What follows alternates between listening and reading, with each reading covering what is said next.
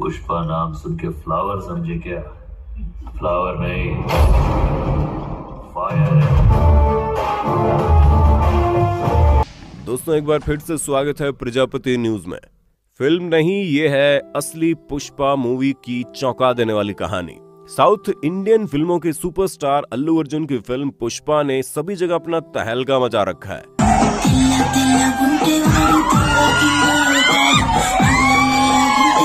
इसकी कहानी से लेकर डायलॉग तक हर एक चीज को हैरान करने वाली जोड़ी बनाकर रख दिया है। ऊपर से फिल्म में दिखाया जाने वाला लाल चंदन, उसकी तस्करी और जंगलों के बीचों बीच तमिलनाडु और कर्नाटका के बॉर्डर को देखकर आपको ऐसा तो लगा होगा आपने कुछ ना कुछ ऐसा पहले देखा है। तो दोस्तों यहाँ बात बिल्कुल सही है। ये फिल्म पूरी तरह से एक ऐसे डाकू से इंस्पायर होकर बनाई गई है जिसने पूरे 40 सालों तक तमिलनाडु और कर्नाटक के जंगलों में राज किया है, और उस डाकू का नाम है वीरप्पन। जिसकी जिंदगी से इंस्पायर होकर बनाई गई ये फिल्म पुष्पा आज बॉक्स ऑफिस पर तहलका मचा रही है। लेकिन अभी भी बहुत सी ऐसी चीजें हैं जिसे फिल्म में दिखाया नहीं गया।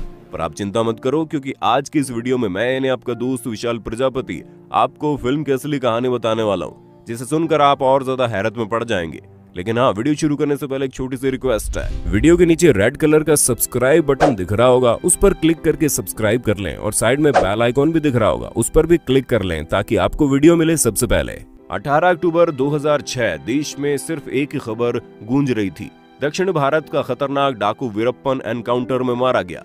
एक ऐसा डाकू जिसे पकड़ने के लिए पुलिस वालों ने एड़ी चोटी का बल लगा दिया। यहाँ तक कि इसे पकड़ने के लिए बड़े बड़े सर्च ऑपरेशन किए गए, जिसमें करोड़ों रुपए पानी की तरह सरकार ने बहा दिए। लेकिन वीरप्पन किसी के हाथ नहीं लग रहा था। ऐसे में जब वीरप्पन के एनकाउंटर की खबर आई तो लोग समझ ही नहीं पा रहे थे कि आखिर ऐसा कैसे हो सकता है। इस पर कोई यकीन करने को तैयार ही नहीं था। पर दोस्तों, वाकई में वीरप्पन का एनकाउंटर हो चुका था। वैसे तो चंबल से लेकर तमिलनाडु और कर्नाटक के जंगलों तक एक से बढ़कर एक डाकुओं का राज रहा है। लेकिन दक्षिण भारत के वीरप्पन ने एक अलग ही पहचान बनाई। बहुत ही लंबे समय तक इसने जंगलों में राज किया। कहा जाता है जंगल इसका घर हुआ करता था, और जंगल का ऐसा कोई कोना नहीं था जिसके बारे में वीरप्पन को ना पता हो।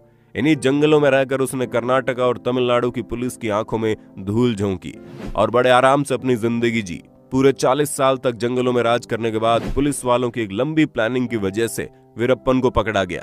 और जैसे ही वीरप्पन पुलिस वालों के सामने आया, पुलिस ने ना आओ देखा ना ताव, और बिना एक पल की देरी किए लगातार वीरप्पन पर 338 राउंड की फायरिंग की। तब जाकर कहीं वीरप्पन को पकड़ा जा सका, वरना अगर पुलिस गोलियों की बरसात न करती तो हो सकता है अभी भी ये डाकू जंगलों में अपनी हुकूमत कर रहा होता। दोस्तों, वीरप्पन के डाकू बनने की कहानी 1962 में शुरू होती है, जब ये सिर्फ 10 साल का था। इस छोटी सी उम्र में इसने एक तस्कर का कत्ल किया, और उसी वक्त वन विभाग के 3 अफसरों को भी इसने मार गिराया। गांव वालों का कहना था कि ये बहुत ही गरीब परिवार से ताल्लुक रखता था, और उस वक्त स्मगलिंग करने के लिए वन विभाग के कुछ अफसरों ने इसे उकसाया था। पर जब इसने स्मगलिंग की दुनिया में कदम रखा और पैसा छापना शुरू किया तो अधिकारी खुद इसे मारने को तैयार हो गए। जिसके बाद वीरप्पन ने अपनी जान बचाने के लिए जंगलों में रहना शुरू कर दिया।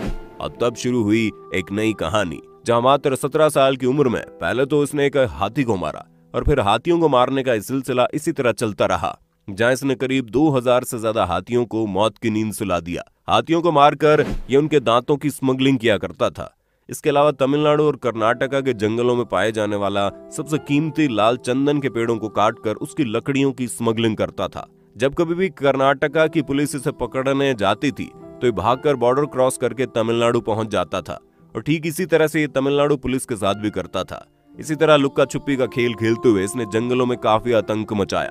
इसने करीब 184 से ज्यादा लोगों को मौत के घाट उतारा था, और पैसों के लिए कुछ भी कर सकता था, फिर चाहे तस्करी हो या फिर बड़े बड़े व्यापारियों का अपहरण। पर दोस्तों, इन सब के अलावा कहा जाता है वीरप्पन को दौलत के साथ शोहरत का भी बड़ा शौक था।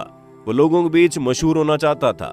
वीरप्पन चाहता था कि देश का बच्चा बच्चा उसे जाने। इसीलिए वीरप्पन ने रजनीकांत जैसे सुपरस्टार को किडनैप करने का प्लान बनाया। वो अपने मंसूबों में कामयाब नहीं हो पाया, लेकिन फिर 1997 में इसी जंगल में एक इंसान की आंखों पर पट्टी बांधकर इन जंगलों में लाया गया, और वो आदमी कोई और नहीं बल्कि कन्नड़ फिल्मों का बहुत बड़ा सुपरस्टार राजकुमार था। जैसे ही राजकुमार की किडनैपिंग की खबर लोगों तक पहुंची, हर जगह हड़कंप मच गया और हर कोई वीरप्पन का नाम जानने लगा।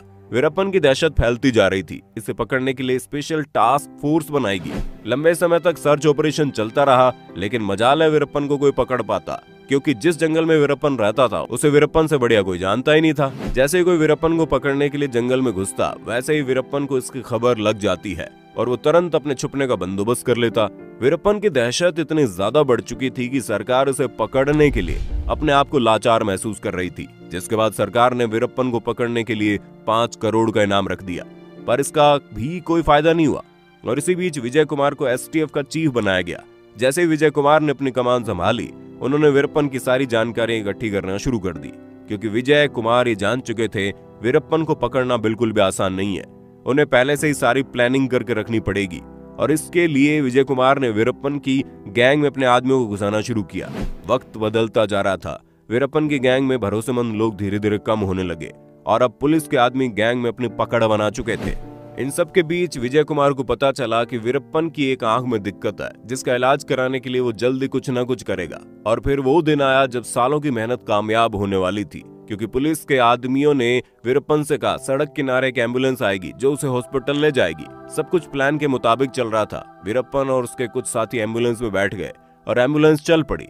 थोड़ी दूर जाकर ड्राइवर ने गाड़ी रोकी और इसी बीच एम्बुलेंस में बैठे ड्राइवर और वार्डन तुरंत निकलकर भाग गए। जहां पर गाड़ी रुकी थी वहीं ढेर सारे पुलिस वाले हथियारों के साथ पूरी तरह तैयार थे, जिन्होंने लगातार फायरिंग शुरू कर दी और करीब 338 राउंड की फायरिंग के बाद वीरप्पन की कहानी खत्म हो गई। तो दोस्तों, आज के लिए इतना ही। आपको वीडियो के बारे में क्या कहना है कमेंट में बताइए। ऐसे वीडियोस देखते रहने के लिए हमारे चैनल प्रजापति न्यूज को सब्सक्राइब करना बिल्कुल ना भूलें। और हाँ, हम फिर मिलेंगे नए वीडियो में। तब तक के लिए जय हिंद, जय भारत। दोस्तों, आपकी स्क्रीन पे 2 और वीडियोस दिख रही हैं, जिसे देखने के लिए आप इस स्क्रीन पर क्लिक करें। दोनों देखिएगा, बहुत अच्छी वीडियो बनी है।